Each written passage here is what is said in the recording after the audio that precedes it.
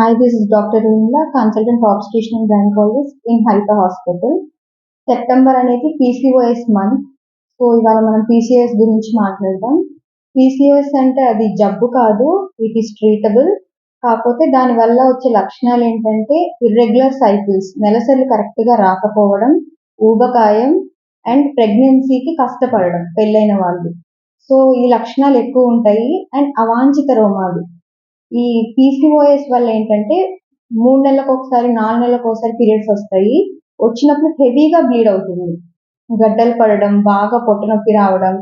Wait ఉన్న వాళ్ళకి ఇది ఎక్కువగా వస్తుంది PCOS.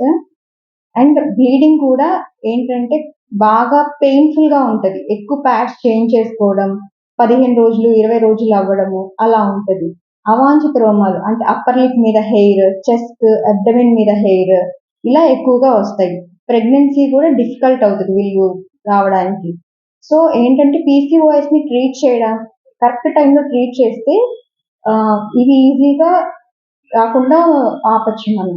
So correct time treatment అనేది ఏంటంటే 18 to 20 ఇయర్స్ మధ్యలో ఎక్కువ వాళ్ళకి వస్తుంది. అండ్ 35 to 40 ఇయర్స్ పిల్లలు పుట్టాక కూడా వచ్చే అవకాశం ఉంది పీసీఓఎస్. సో ఈ పీసీఓఎస్ ఎంత త్వరగా కనుక్కొని దానికి సరైన ట్రీట్మెంట్ వాడటం వల్ల ఆ అమ్మాయిలు లైఫ్ లాంగ్ హ్యాపీగా ఉండొచ్చు, ఎటువంటి ఫ్యూచర్ ప్రాబ్లమ్స్ లేకుండా.